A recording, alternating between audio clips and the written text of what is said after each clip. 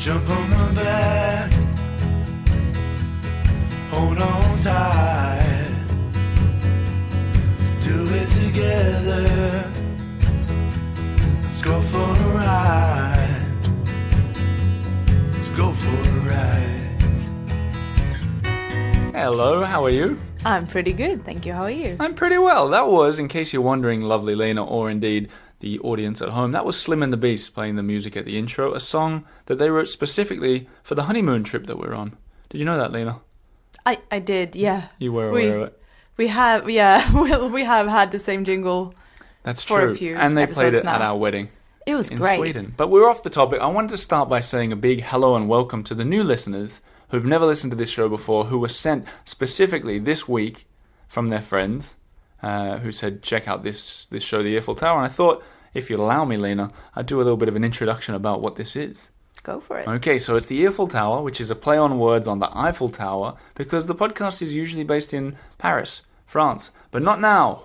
Not now. We're on the road. We're mixing it up. We're doing a massive mix-up. We're doing a trip around France on a little scooter for our honeymoon for season 4 of the Eiffel Tower. And Lena has fallen head over heels with the city that we're in, which is called Nantes. Nantes. Explain yourself. Nantes. The Spanish city of Nantes. No, the French city of Nantes in western France, where we're sitting now in a hotel room. We're on the 4th floor looking over the old town. And yeah, it's very picturesque. You've said you want to move here. Yeah, I'm just really excited about this town and the old town in particular where we are staying in at the moment.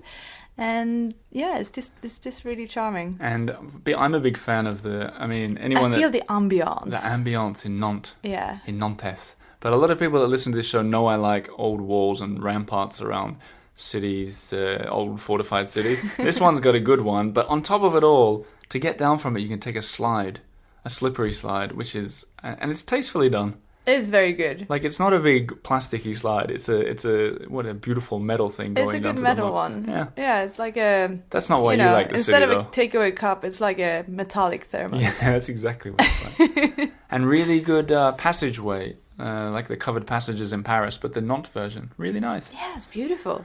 But we're not here to talk about Nantes, because we've only been here for half a day. What we're here to talk about is Brittany today, mostly. And it's interesting because Nantes, I was looking at it before we went live, and Nantes it used to be in Brittany. It's not really in Brittany anymore, but it's a good base to do a Brittany episode, I thought. Yeah, it gives us perspective, about like 2 kilometers away right. from Brittany kind of perspective. So people who are wondering, Brittany is a big region in the northwest of France, a really big region. And what we're going to do in today's half-an-hour episode is we're going to talk, first sort of third of the episode is going to be the habits of the Breton people that we've discovered after traveling we've been traveling 1,000 kilometers so far, which means most of that was through Brittany. I think that's a good amount, just saying, for a scooter. On a little scooter with the top speed is 45 kilometers an hour, so it's been... 50 downhill. Yeah, 50. I actually pushed it to 55. I got to 60 but that might the other just day. be my like delirious mind as I was rushing through the forest. Yeah. Speaking of the forest, for the regular listeners, I know some of you it's your first listen, but for your regular listeners, I went and got a second opinion at the doctor. I've had Lyme disease this whole time, which the symptoms I had were pretty bad. But if you have it for a long time, you get paralyzed? What was it? Yeah, it can be pretty bad. Yeah, but I'm cured. I think. So don't worry about me. Thanks for all the nice emails and letters, though. And even some people suggesting which antibiotics I should take. I wish you told me before. A lot of doctors out there. Yeah. It's great. Yeah.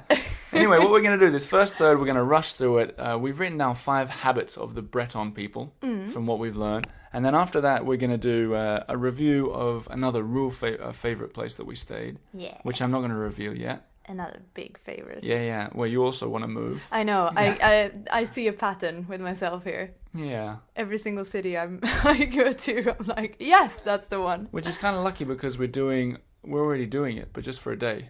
Just for a day. A planche mixte. Yeah. This trip is in the shape of a love heart too, for anyone who's tuning in and had no idea about it. A jagged love. Did you see the picture I put on Facebook about the trip so far? Yes. It looked nothing like a love heart. It's like you sketch on a piece of paper and then you crumple up the paper and then yeah, that's it. It was horrible. It was very jagged. But I think it'll all come together, and that's what we're much like a good marriage, I think. Good marriage. Yeah. Anyway, then the third section is going to be a story, a wolf story. I'll give you a taste of a really weird thing that happened to us the other day. But let's get on with it with this list here. We've just got 5 points, and we've got a few minutes to get through it. So here are some of the things we noticed. The Breton people, so people from Brittany, 1 out of 5, they're proud. They are. They're very proud people. It's not often I've seen people from a part of a country so proud of their region. A region. So there was a proud. study once where people from Brittany said that they were more, they considered themselves Breton first and French second. Really? Yeah. There's a lot of flags. So many Lots flags. of flags. Well, that's interesting because that's point 2, flaggy. Flaggy. They're very flaggy.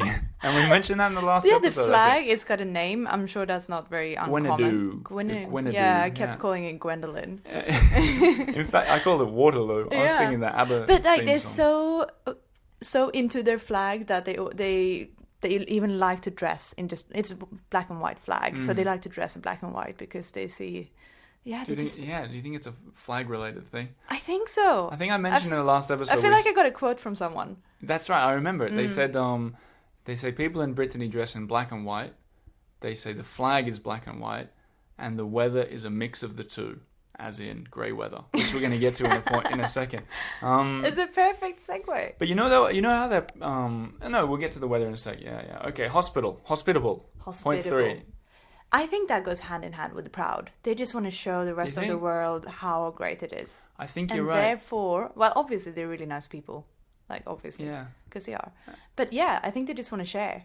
And we experienced it firsthand in a number of places. Mm-hmm. Followers of Patreon or Facebook, I think, will have noticed we spent a few days with Fabien, the Breton sailor. Good friend from Paris. Yeah, in Plédron, which is near Saint-Brieuc. And him and his family really took us in and showed us a good time. Oh, great. Just great time. They took us to some amazing places. They cooked amazing food, really went out of their way. Yeah. And then it was a thorough visit. Yeah. And then Can you say that? Yeah, sure. Then we continued on. We went up. If anyone remembers Camille from French Today, the French language teacher, who's been on the show a couple of times on the Earful Tower, we went and stayed with her and her family in Paimpol. And she was also extremely hospitable, although she's not from Brittany, but she's been here so long now, I think they'd consider themselves to be Breton. She's infused with the Breton, the weather. Maybe she's been rained on enough. Yeah. But really, I mean, we saw it. We also stayed in some Airbnb. This trip we've been doing a mix of hotels, Airbnb, staying with friends, and even with listeners to the show, we've stayed with. Yeah. We've been doing a big mix of stuff. But when we've done these Airbnb share houses, we found that people have been extremely just welcoming. Yeah, and it's been a really nice experience so far. So yeah, that's point 3. Hospitable. We put here that they're galette mad. They are. What did you wrote that one? Well, yeah, I think that every time you ask anywhere in Brittany, you go to a restaurant and you ask like, what's the specialty? They're like galette. Yeah, and then they make you eat like 8 of them. Yes, because and a galette, by the way, is like a buckwheat crepe. So it's sort of like a savory. What is it? Ham and cheese. Yeah. It's surprisingly filling. But after having a galette, you obviously also need to eat a crepe. Yeah. And you will have to lie down for 2 hours afterwards. True. Especially if you got Lyme disease. Especially if you have Lyme you have disease. to lie down. But also what I find interesting is like, when you ask someone about the specialty, they're like, galette and crepe. And it's essentially pancakes. And they're, have you ever heard of it before? I'm like, yeah. Lady, we're not quite out of Brittany yet. You should be careful. But it was delicious. And we had some really good... Up in Paimpol, we had a really nice one I had one with pear and ice cream and what was it, bacon or something? I can't even remember. It was so delicious. Almond. It was chèvre. Yeah, chèvre cheese. Like that's what it was. goat cheese and then like marinated pears and then caramelized almonds. And that was that wasn't the dessert, was it? No, that was main. Yeah, and then a dessert with pear ice cream. Oh my god, so much food. Anyway, the last one, I wrote this one. They're weather deniers, not climate change deniers. Brittany, this is true, right? When we crossed from Normandy into Brittany after going to Mont Saint-Michel, we literally crossed the border and it started raining. I'm laughing because it's not even funny. fake. And the cloud that was there over Brittany stayed until we got to Nantes today, basically. And the reason it was nice. Intense. It was nice weather. It was very windy. Very windy. It's not like it rained the whole time, but everyone in Brittany was very adamant that the weather's great there. Yeah, they didn't seem to know what we were talking about. Yeah, one of the funny things I remember before we started this trip, and I'll finish this segment on this, is we were talking to Fabian and David, another Breton friend of ours, and they said, what are you packing? Are you packing? They said, have you got all stuff prepared for, all kinds of weather and stuff? And we're like, yeah, we just went and bought some raincoats for in case it rains. And he goes, but why? In Brittany it won't rain. It won't rain, it's August. Yeah, we said it might rain, so we want to be prepared for that. He goes, no. David said, I'm really sure you won't need any rain weather. Don't worry about it. And then Fabian agreed, and they were both very convinced, trying to convince us not to bring rain gear. And then Fabian turned to David and said, oh, but they're going to go through Normandy on the way to Brittany. And then David goes, oh, get the rain jackets. Get the rain jacket for Normandy. If you're listening to this and you're from Brittany, you are a weather denier. The weather can be quite bad there. Yeah, it's just a fact. I mean, it's a fact. It's a fact, but we loved it, and we're continuing to love it. And definitely going back. Absolutely. Many times over. And they are the 5, what do we call them? The 5 habits of the Bretons, according to us who spent 2 weeks there. Yeah, it's our little point of view. There you go, yeah. And let us know if you think we're wrong or correct. Send an email, not an angry email. Please. Because we did love it.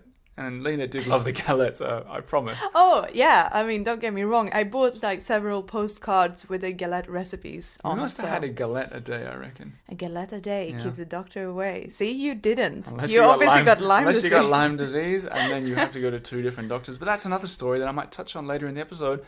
As for now, part 2. City Review. City Review!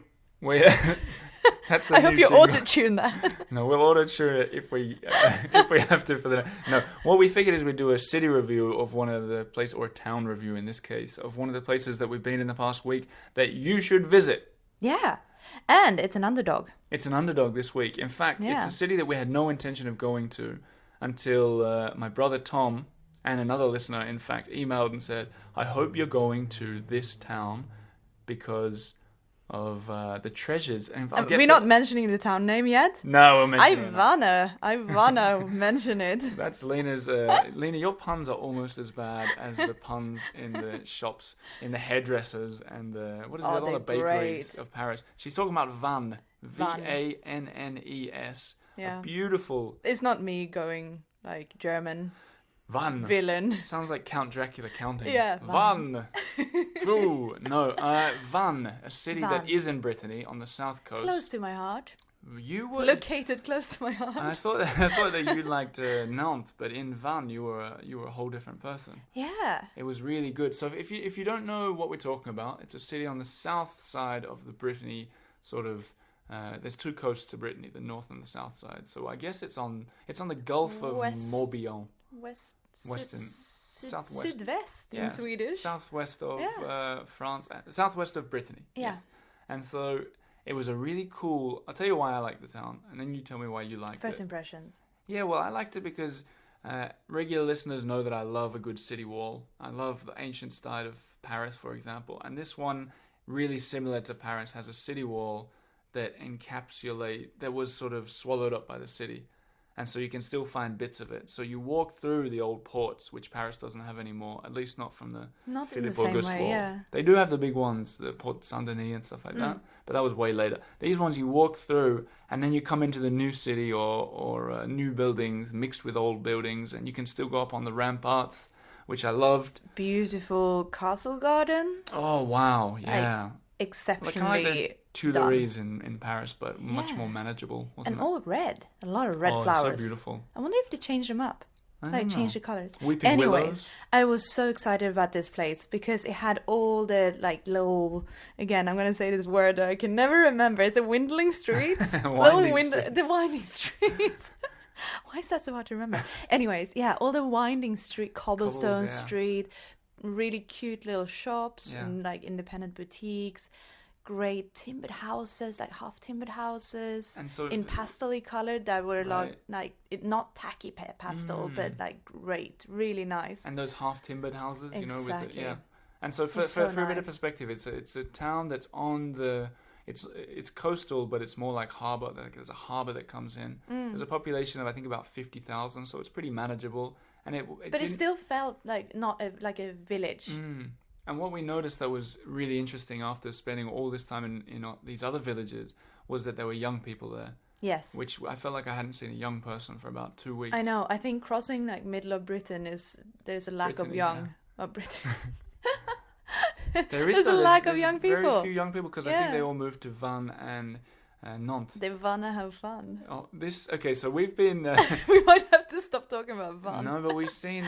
they love puns more even than in English on hairdressers and bakers. Bakers, yes. And we often I think we don't understand them. But one that you saw that was really great, it was like a lavomatic laundromat kind of shop. And they called it Van Love, which I assume it was like the Bob Marley song. I guess so. Van as in VANNES and love as in lavomatic, which means like a wash place. Yeah. And in Paimpol, the bakery was called Paimpol, as in bread. Pole. Yeah, they're all over the place. Anyway, it's good. It's good. I like it. I do love a good bad pun. And then we happened to be there on a Saturday, and there was a Saturday morning market that was really nice. Don't get me started on the sunflowers. I will get you started. Oh my gosh! What did you buckets and buckets of sunflowers next to handmade baskets. Oh, and you do know how I like a good basket as well. You do. You're basket mad. Yeah. And there was also like the food like markets. Nice marinier shirts, like woolen stripy shirts. And we got peaches. We went nectarines from this guy, and we're like, prêt à manger. We want to have it right now. And he literally went through like 4 he had to unload new boxes to find the ones that were perfect. It was so sweet, and then, so sweet. And then the reason I'll get to it now that we went down there because. Once again, I keep talking about regular listeners, even though I started talking about the new listeners. One of the sort of main episodes that I did was about this crocodile in Paris. And a big character of this episode of the crocodiles living in the canals of Paris was a crocodile that was found in 1984 in the sewers of Paris. And if you've heard the episode or if you go back and listen to it afterwards, they took it out to Vannes, the aquarium in Brittany. And it was a big part of the show that it's still alive. And my brother and another listener, Karen, I believe, wrote in and said, "You've got to go and find the crocodile, see if it's still alive, meet the people." And we did it. We went to the aquarium and we went in. They were really, up for it, and they took us sort of back behind the scenes. The legend is true. The legend is true. Eleanor lives, 35, 40 years old. Not massive, but she's a freshwater crocodile. Good teeth. Yeah, great teeth. She had really good teeth. Good dental hygiene. It's because I don't think she eats a chicken a week. Anyway, I took a video. They took us around the back, so we were like 30 centimeters from this crocodile. It was really cool. And it was very cool. Video to come. But Vannes, city review, 5 out of 5. Good Vannes. For sure. And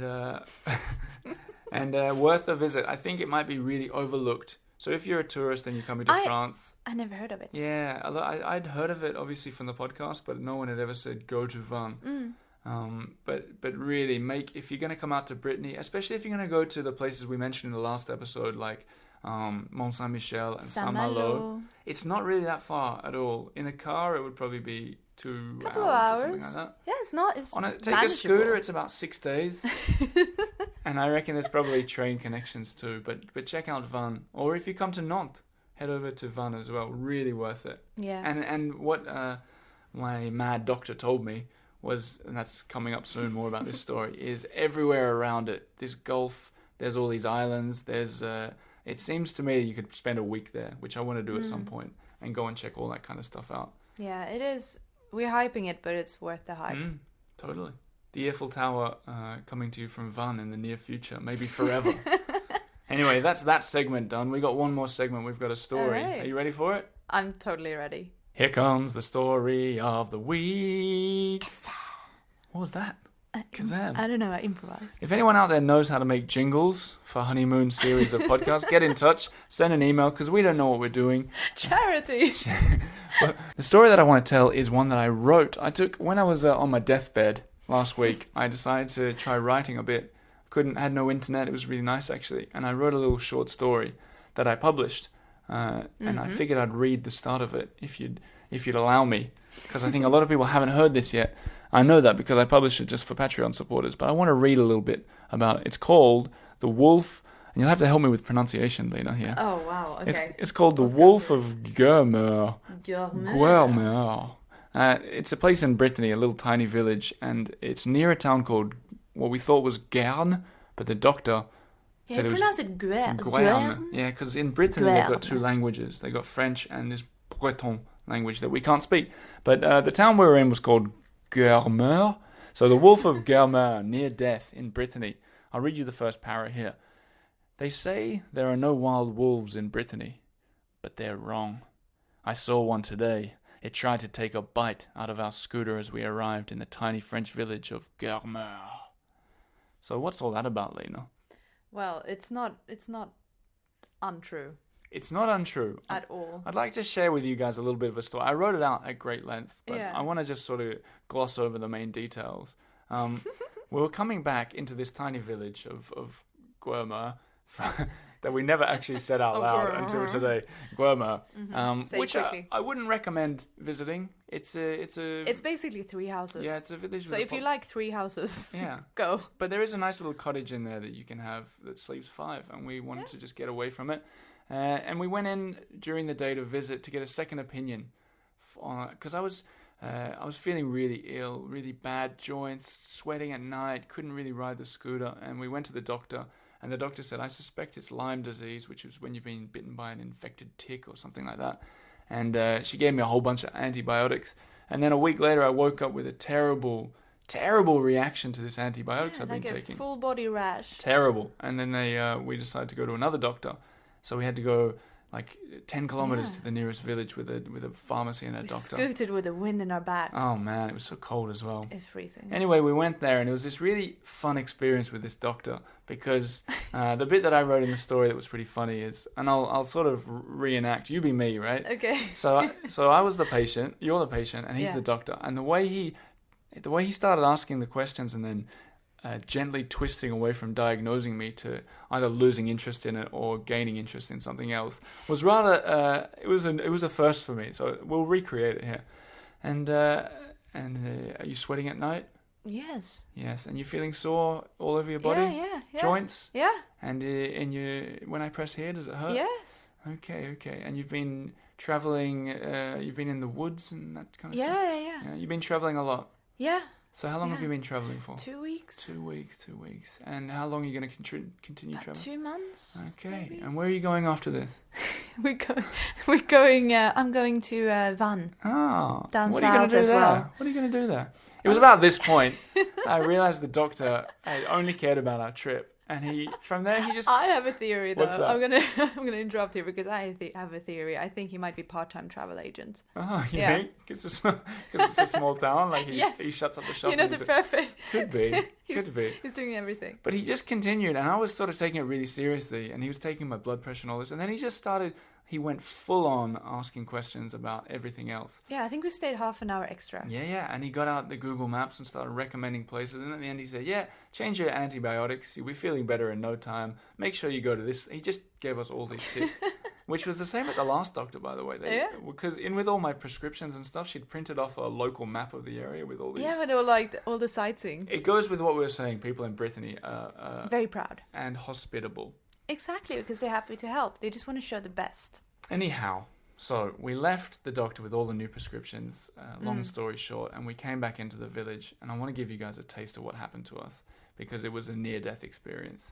Already near dying from the Lyme disease, it felt. Yeah. And we pulled in to this tiny, tiny little village, and there's a farmer, and he's got a little, I say little, he's got by his side, he's got a dog, and this dog was sitting, but as soon as we came in, quite slow and a bit of a roll, the dog stood up, and sort of his ears pricked up, and he just straight away gave chase. Yeah, he towards charged. us. He charged at us, and the farmer yelled out what I wrote here. Sounded like Didier, which is a French name that doesn't suit a dog of that stature. Didier. It sounds more like the name of a doll. Sounds like yeah. But that's what he sounded like. He shouted, no. and this dog that looked like a wolf. Actually looked like a wolf. I think it was a wolf. If it wasn't a wolf, it was like the closest a dog can get. Right. And then he started chasing us at full speed through this small village of 3 houses. but a church and It, stuff it too. was terrifying. And I was freaking out, and like both of us, he ran And he up kept level. he leveled us Yeah. like first on the left Yeah. and turned to the And he right. was snarling He like, was that was a beast. yeah. Oh my god. So he was chasing us on the left, on the right, and there was a point where it sounded like there was a chunk noise, and it sounded like he maybe took Scraping as well. Yeah, it sounded like he took a bite. Yeah.